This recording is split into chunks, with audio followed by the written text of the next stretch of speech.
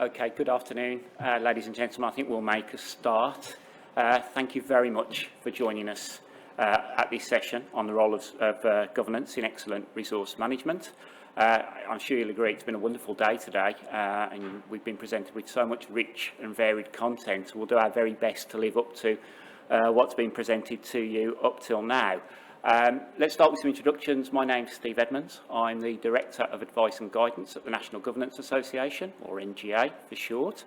I'm also a trustee and a member in different academy trusts, and I serve as a governor in a maintained school, all in establishments in the West Midlands. So, you know, a little bit of insight, but not total insight. So I'm glad to be joined this afternoon by two colleagues, both of whom have great insight into this topic from a governing perspective. And Stella and Michael, I'll hand over to you to introduce yourselves, if that's okay. Sure. So, hi, my name is Stella Lithgow. I'm a trustee at a Bristol sort of medium-sized MAT. Also have been chair of Finance Committee for the last few years, and more recently Vice Chair of Trustees.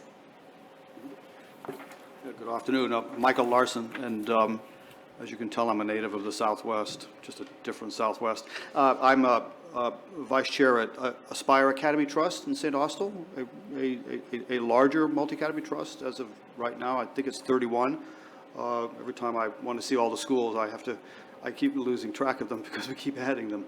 I'm also a member at Stella's Gatehouse Green Learning Trust, so we've known each other, and it's a small world. Good to see you. Especially in the Southwest. Especially the Southwest. And I'm also, for the last 5 years, I've been a member of the Southwest Regional Head Teachers Board or Advisory Board. And in fact, I stepped back in September. They deemed that five years was enough. I paid my dues. My day job is I'm a partner in an alternative investment firm here in London. Oh, and I'm also a junior warden at my livery company, the Worshipful Company of World Traders here in London. I split my time between London and Cornwall. Steve? Great. Great to have you both with me and sharing this presentation. It'd just be useful to get a sense of my audience and ask how many of you govern in a school or trust? Okay, that's most of you. And how many colleagues here are in school business professional roles that interact with governance? So that's the majority of you, but there's some real overlap there, which is good to know and good to see. And thank you very much, those of you who volunteer to govern on top of your day job and bring those professional skills and that experience into your boards. And you know, really help make a difference to many young lives. I'm not here really to represent NGA today. I'm here to support the strategy, and because so many of you govern, you'll know who NGA are and what we do. We're a national organisation for governing boards in all types of state school, and we provide advice, guidance, training, and consultancy. So what I'd like to do is just share with you. Excuse me. What we intend. There we go. Thank you. What we intend to cover this afternoon with you, and really, there's some central themes and key messages that we at NGA promote through our guiding content relating to the relationship between governance and resource management. And I'll be touching on some of those themes and messages, but also some of the talking points that they raise amongst our members, some of the things that they ask us about most frequently, and I'll invite you to comment on those things. You know, what excellent resource management actually looks like from a governing perspective, how we create the conditions for that, build our own governing capacity, knowledge and skills, and collaborate effectively in the interests of our children and young people. So those are the sort of broad themes I'd like to explore with you this afternoon. And I'm not going to spend too much time putting this into context, because you're all acutely aware that overseeing the performance and making sure of the organisation and making sure that the money is well spent is a core function of governance. It's the third core function, and that it relates to the other three. I say the other three because you'll only find 3 in the governance handbook, but NGA has adopted stakeholder engagement as the 4th core function of governance. And if you govern, and indeed if you work in a school or trust, you'll know just how important it is to work effectively with stakeholders. So that's why we think that needs more visibility as a core function. They're all interrelated, as I'm sure we'll explain. And also that relationship between governance and leadership and resource management, I think is clearly embedded in terms of the characteristics of effective resource management in schools and trusts. Again, all things that that you're very familiar with, that you can't really have an effective strategy and approach to resource management without the governance and leadership to underpin it, and also the professional support. And those, again, are things we'll be touching on in the time that we have available with you. And to create the conditions for that, certainly from a governing perspective, we think really these things need to be in place. The planning and management decisions need to be aligned with vision and strategy. You can't detach your plan and your approach to resource management from the vision and strategy you have for your school or trust. You need the capability and knowledge at all levels, not just governing knowledge. You need that in terms of professional support and leadership to provide the analysis, the innovation, the creativity, and indeed the collaborative approach that really impacts in areas such as EdTech, procurement, recruitment, all things we've heard about today that achieve not only the best possible value, but the best possible outcome for our children and young people, which is ultimately what we'll hear from. And I'd like hopefully to convey a spirit this afternoon and an approach to governance that's a bit more progressive than we often hear, because I think we often sort of view governance, or the role of governance, as something that stops things from going horribly wrong. Where actually governance is here to make sure that things go wonderfully right. And those of you who govern, I know will relate to that, I'm sure, in your own school or trust context. But as I said, if we're going to truly make a difference to the children and young people and the communities that we serve, and ensure that we're resourced effectively to do that, then we need to ensure that all those decisions that we make are linked to that clear vision that we have for our pupils, for our communities, and what we want to achieve over it gets us there. Are very much staples of strong and effective governance that NGA talk about a lot. We talk about the strategic cycle. You'll be familiar with that. The high level priorities that will take you through to achieving your ambition over the next 3 to 5 years, and inform your more detailed plans that you as practitioners and your school leaders will work up to achieve those things. And so we often take our governing boards back to those first principles of strategic planning, strategy creation, monitoring, and review.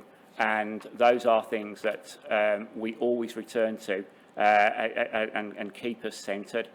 Also, the actual process of that as well, who does what, how that is a genuinely collaborative and team effort between senior leadership, business professional support at all levels to influence that strategy where we want to be, for the board to truly own it and get that buy-in from the school community and stakeholders, to implement it throughout the year with the support of their staff, to monitor the impact that it's having on our children and young people, and then review, take stock and reflect on where we need to go next based on our learning. So one of the talking points that often generates amongst our members, and this is where I'd like to bring Michael and Stella in for the first time, is actually how our members often ask us, how do you actually go about in the most effective way, what advice would you give to those governing and those supporting governance about how we best align our resources with a strategy and agree priorities that will achieve a vision and align with the available resources? Because obviously our ambition for pupils and our vision and strategy has to be aligned with what we have available to us, and it's a huge challenge in governance, not least that right now in the midst of huge cost pressures that schools and trusts face. So great insight and wisdom that you both have, Michael and Stella. You both live this experience. So what are your thoughts on this? Well, one thing I found when I joined my trust, Gatehouse Green Learning Trust, I should say in my day job I also worked for the department in SRM, so I already had a relatively good understanding of resource management. But what I found when I joined is that the trust had only been functional a year. It was 5 individual schools that had come together as a MAT for the first time. And what we didn't have, while we did have a reasonable amount of money, we had a reasonable amount of resources, we weren't in any danger, but we didn't know exactly what our cash flow projections were. We didn't know, really what our budgets for the next 3 years were looking like in any sort of secure way, because we just did not have that good management information at the time.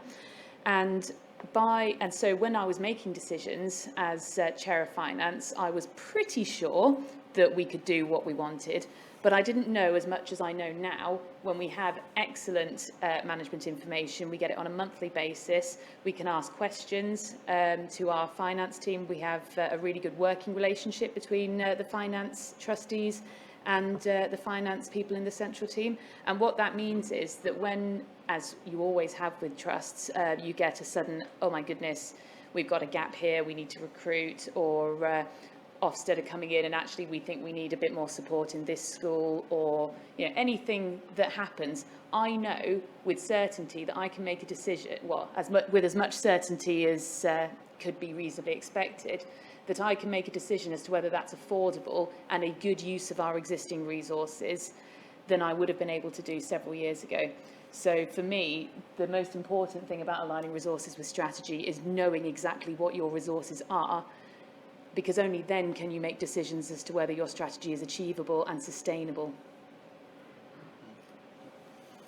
My own experience is similar to Stella's, and it's when I jumped into the educational space with zero background in education about 8 years ago, one of the things that drew me ultimately to Aspire Academy Trust, and I was interviewed to work with, 3 or 4 different MATs, many of them in the Southwest, but not exclusively. But what drew me to Aspire was the fact that, what I thought would be the case, that I could jump in and immediately, add value in some sense with my skill in finance as well as in corporate finance, and looking at boards of directors, looking at finance, reading P&L, a company P&L, profit and loss statement, being able to tear through a balance sheet. I also liked the way that we had, at that point it was just 12 schools, set up a hub system within Aspire, and that's a hub with a capital H. That's not a small h. And why is that different? It's because we from early on we took the decision to pool our GAG, which took a lot longer to actually get done. But it's like changing your tire while you're going down the motorway. At the same time, you have to be really, really careful. But we eventually got it done, and to put what both Stella and Steve have been talking about, being able to marshal the resources, having the information is one thing, and we had that, but having the resource as well is something else too. So we don't leave any discretion actually on any spending issues at all at the school level. Everything is done through a central back office, as we call it in the business world, a central administrative function where we don't have local business managers in each school either. You could make a case, I guess, that you could do it if you have, 31 or 32 schools, I guess. But just think of all the money that you're spending on that, and then time and everything else. When if you were to pool all that information, all that gathering, and then all the use of that resource into one spot, you might be able to pay for pedagogy, CPD. We heard about that this morning. And other things. The bottom line being the academic performance of the children under our care for the day, And it's, by the way, we're a primary only trust as well. So that's what guided me when I joined, and now we're at, officially it's 31 schools. One of my concerns as both, vice chair and also as chair of the audit, finance, and remuneration committees is, are we fit for purpose continually as we may continue to grow? And we just seem to always grow, even if we're not necessarily looking to grow. And then I see things from a different lens as well as a member of the advisory board, because then I'll see not just I know what we do, but I can see what's happening across all of the Southwest anyway. And unfortunately, when things come to the advisory board, it's rarely for a good reason. It's usually because something's wrong, something needs to be fixed. That said, that there are cases of excellence, of well-run trusts doing a great job. They're taking on additional schools, and yes, they're fit to grow. They want to grow. They have the information. They're organized, and to Steve's point on strategic direction, that they're all rowing in the same, they're all pulling it in the same direction in the boat. That's actually crucial, and that's been some of the things you can pick up through the advisory board as well. You can see that there's a lack of clarity as to what the trust really means. One trust that they had proposed to have two CEOs, and I said, look, I was at Citibank for 20 years. We had a joint CEO, dual CEOs once. Trust me, it doesn't work. One of you has to step back. Also, that particular Matt wanted to have, I think it was 14 schools, but 17 trustees. And I looked at it, and they were all heads of the previous schools that were joining the trust. And I said, does that make them uniquely qualified to be trustees, or are you just buying time? And they said that's the issue. We didn't have the strategic buy-in, but we knew we wanted to form. And I made the point that, listen, please don't take this personal, but I hope I never meet you again, because if I do, it's because there's a real problem that's happened. You're top-heavy. Your performance is lagging. You don't have any control over your numbers. You may know what's out there, but you don't know what to do with it, and it's going to lead to problems. So that affects my view as well. What Steve is presenting here as some of the tools that the NGA represents can be invaluable, and we make extensive use of a lot of what they do.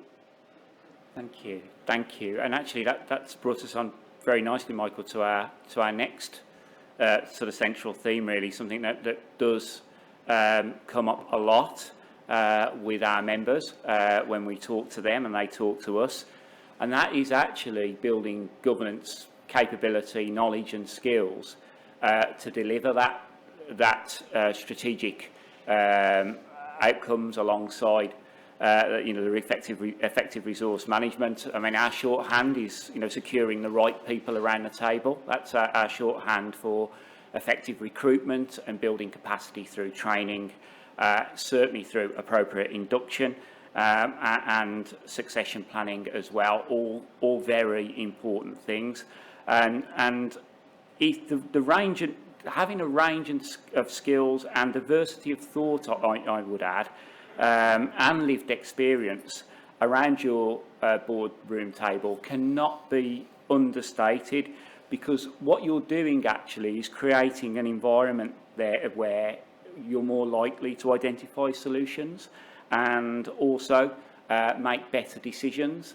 And we know this is a huge challenge in governance, actually recruiting people and identifying them, despite the great work that takes place that you yourselves lead it within your local networks, but also taking advantage of support services like Academy Ambassadors or Inspiring Governance, for example, to get and recruit people, but also then to build the capacity and their capacity to govern well and lead on some of these aspects. And if we're looking to sort of find a good, useful point of reference about what that actually looks like, what that means in tangible terms, then I probably would refer you still to the governance competency framework that's been published by the department a few years ago now. Probably does need a refresh, in all honesty, but does provide that useful point of reference when you're thinking about the type and combination of skills and experience that you need, as well as that diversity of thought and experience that helps make those good decisions and good outside. I'm going to gloss over this slide. I just wanted to demonstrate that we provide lots of support in that area, but Michael's done a very good job in explaining that. So I'd really like to bring you in at this point, you our audience really, or whether you govern or support governance or lead a school or trust. Your own perspective and views and lived experience on how you ensure that you have the right people around the table. How do you build the capability and knowledge at all levels in your school to trust to maximise the use of resources and improve outcomes, but particularly from a governing perspective? Does anyone have any experience to share from that point there that they'd like to share with our audience right now? We have a roving mic. Does anyone lead a governing board who might sort of come in on this? Yeah, yeah, if you don't mind waiting for the mic, we're recording this session, so that does help with the sound. Thank you very much, sir. Can I just make an observation? So on your slides, I think one of the NGA slides said about reducing back office costs, and then a couple of slides on it said talking about improving optimisation. So obviously they're slightly different things. Yeah, well, actually, I think that I'm really pleased you've mentioned that, because the loose language and around this is, it's very important. And the other thing that was missing, there's nothing about staff well-being. And I think, and I know it's all about the pupils, but actually it's also about the staff as well. Well, okay. Well, we may come on to staff wellbeing, sir, a little bit later, because that's a really important point. So the point. So I'm a business manager in a school, and the point that I was going to make is I see it as my responsibility to help educate my governors in the way I do things and how I think, and their responsibility, I guess, is to go away and look at other styles and then see if that fits in and maybe suggest I adjust mine if needed. But I think there's definitely a responsibility from to be really open. And one of the things that I've started to do is, rather than just the general finance meetings, when there's a lot of people around the table, it can get a bit confusing.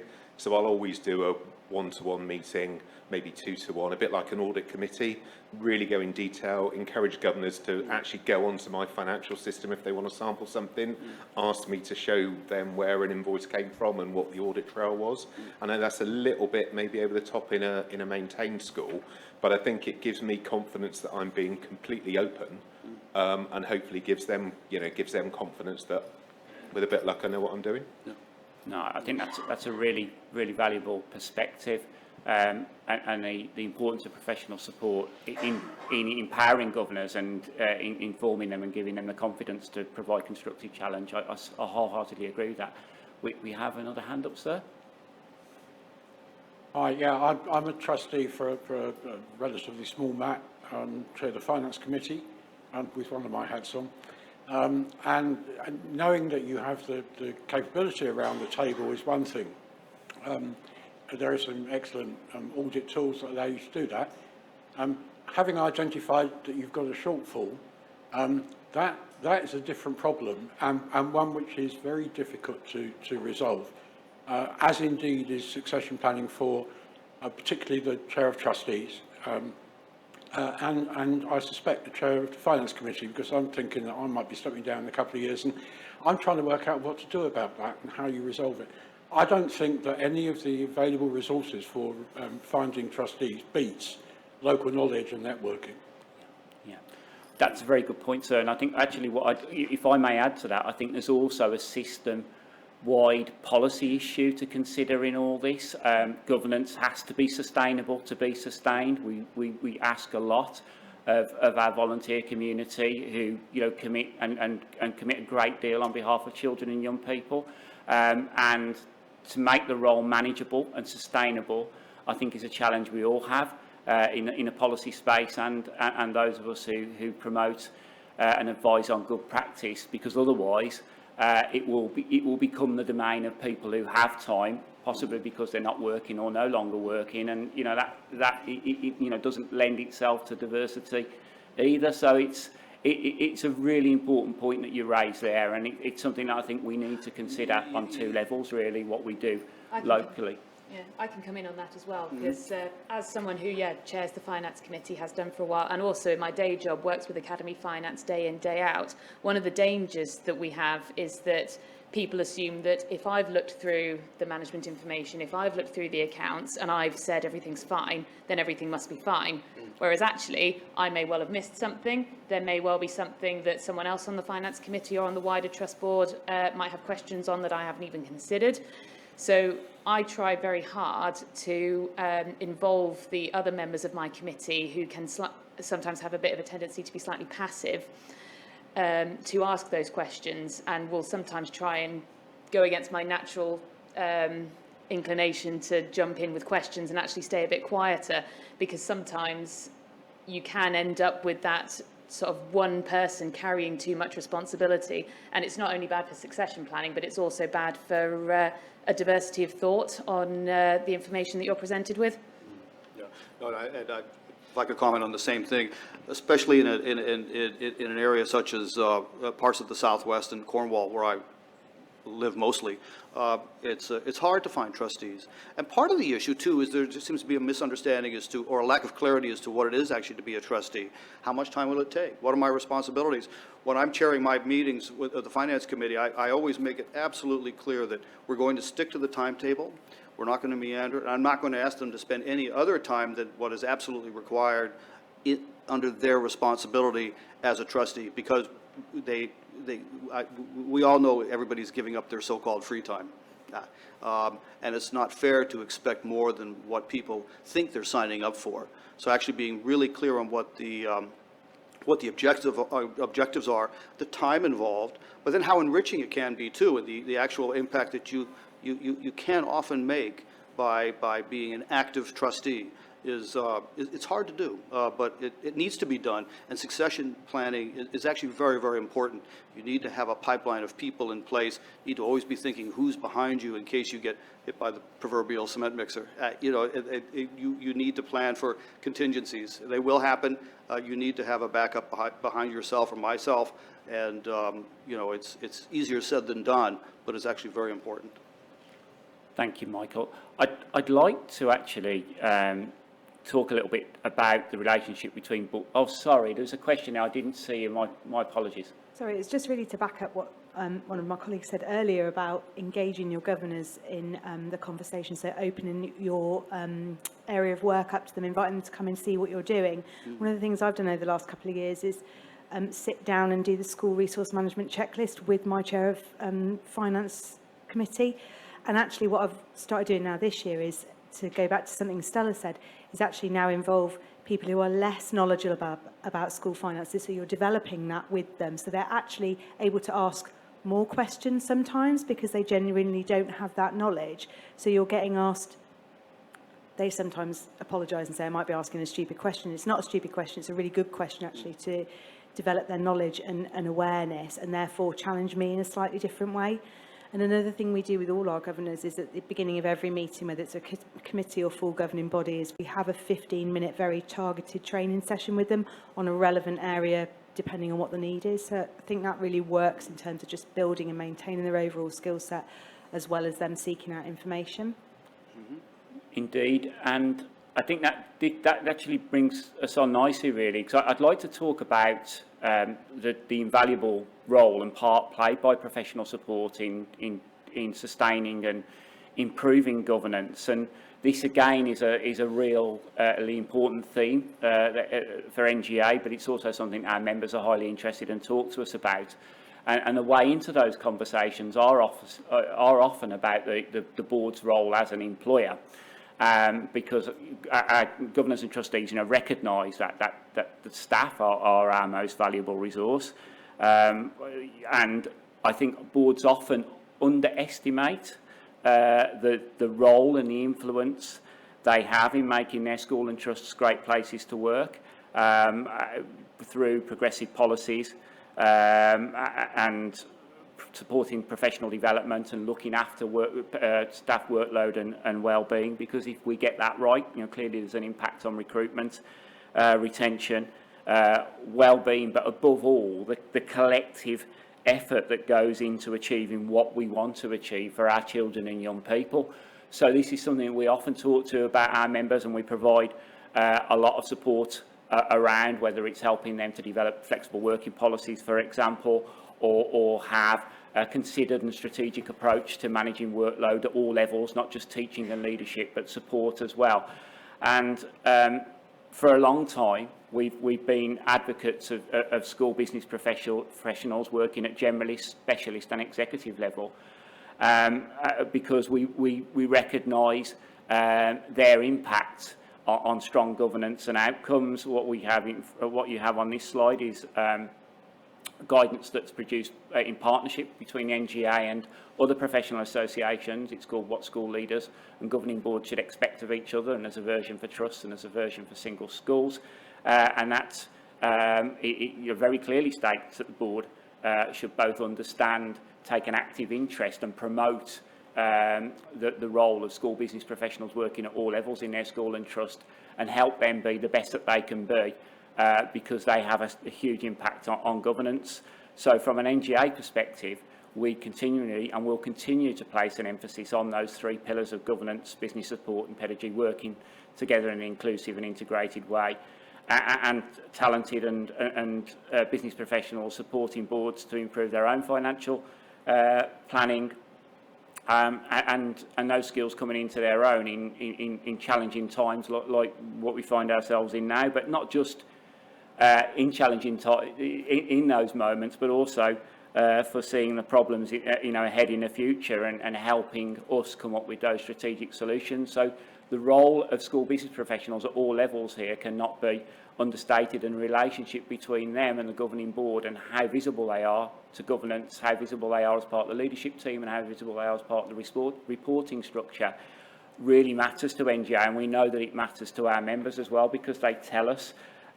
So I'm going to invite Michael and Stella to comment on that, about your own experience of business professional support and governance working together in a collaborative way and securing outcomes. I don't know what you'd like to say about that. Yeah, do you want to be first?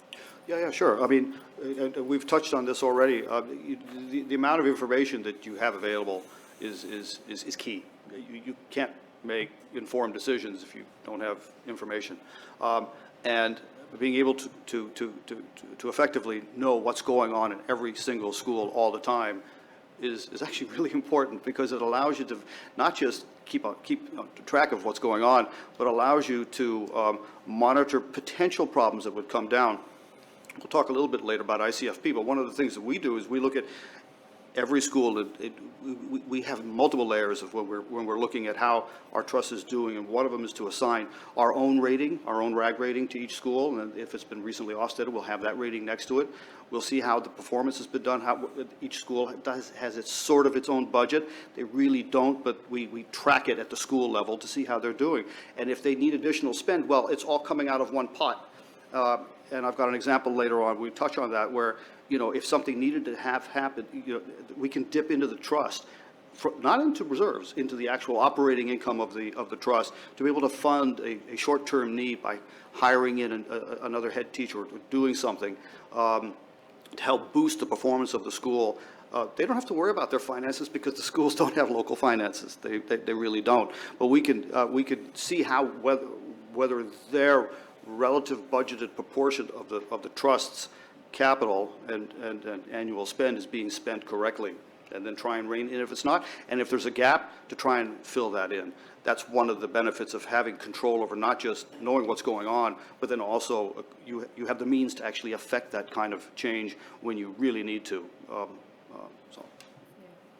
It is really important to keep pedagogy in mind all the time when it comes to what your strategic direction is at the trust, because after all, there's 1,000,001 things that you could be doing, but there's only so many things that you can do, and there's probably even fewer things that you can do well at any one time.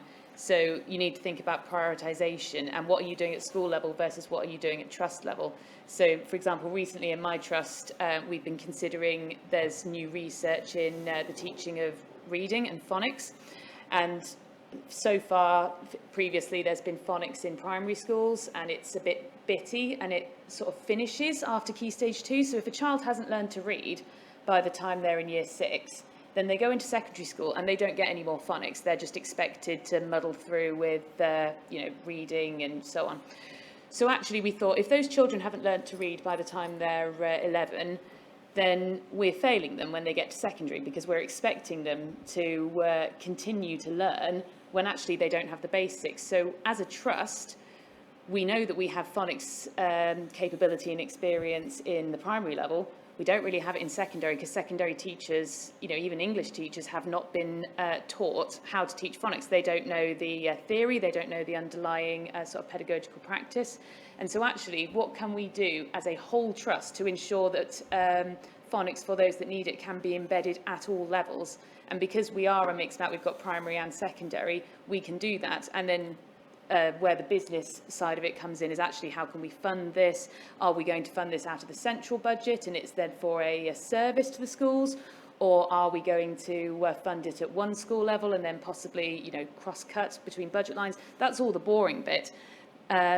What the important bit is what's needed for the children, and then what we can do as the school business support is go away and make it happen. Thank you. And what's really interesting, and what NGA is seeing now through its membership data and through its membership surveys, and I think today's really reinforced this, is that governance capacity in this area is growing. Our data is telling us that boards are now, and not just in large complex school organisations, but in all types of school structure, boards are becoming more active participants in integrated curriculum and financial planning.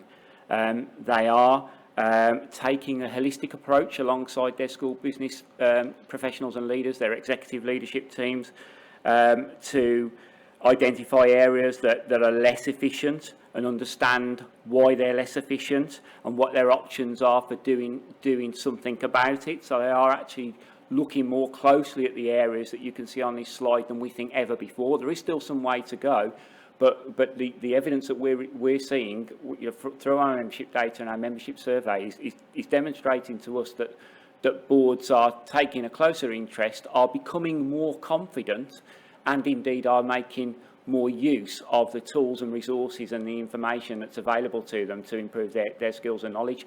And I think so with the resource management strategy that's obviously this whole event's been built around, I think that's something we need to continue in terms of momentum, whether we're practitioners or governors or both, to ensure that momentum is maintained. I'm aware that time is our enemy, so I'm just going to move on from this very briefly to talk about reporting as well. We're still, although we think reporting as well is more of an art than a science, of course it is, you'll have your own reporting context. You've mentioned issues with reporting and how you try and get that right.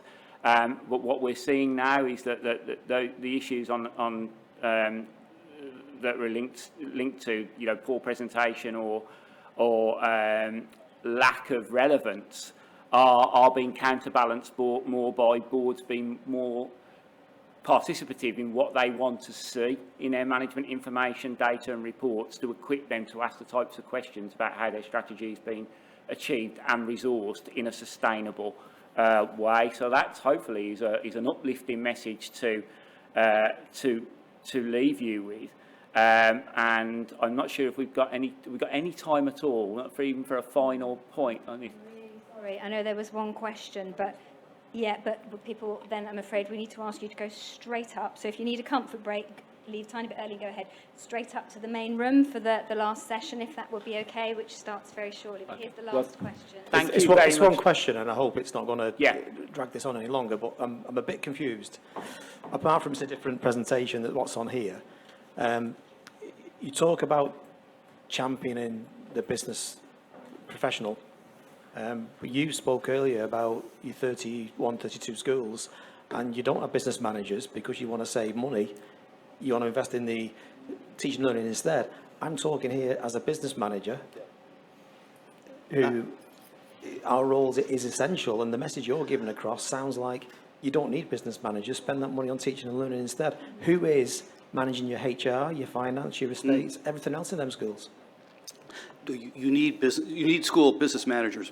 We have one super school business manager for 32 schools. Yeah. It's a model, and not every, a lot of schools will approach us because they want to join our MAT, and we say, well, this is the way we do it. And, well, that's crazy. What about autonomy? What about finance and all the rest? I said, look, this is the way we do it. It's non-negotiable. You can do it your way. Good luck. This works for us and our trust. We have the numbers. We can support wellness, CPD. We can pull all these things in because we can dip into the trust's overall reserves and pay for things that need to happen across the trust, which you may not be able to have. So yes, we need school business managers. We have one super school business manager because we don't have anything local. So I think we are. We do. I'd like to thank you all for attending, by the way. But just to make it absolutely clear that, regardless of how it's achieved in the context, that those three pillars of school teaching and learning, business, professional support and leadership, and governance working together are absolutely integral. I'm obviously less qualified to talk about how that's achieved in different contexts and settings, but as a guiding principle from a National Governance Association perspective, that's really important. And if that's the one message I leave you with this afternoon, then I'll be pleased. So thank you very much for your time, everyone.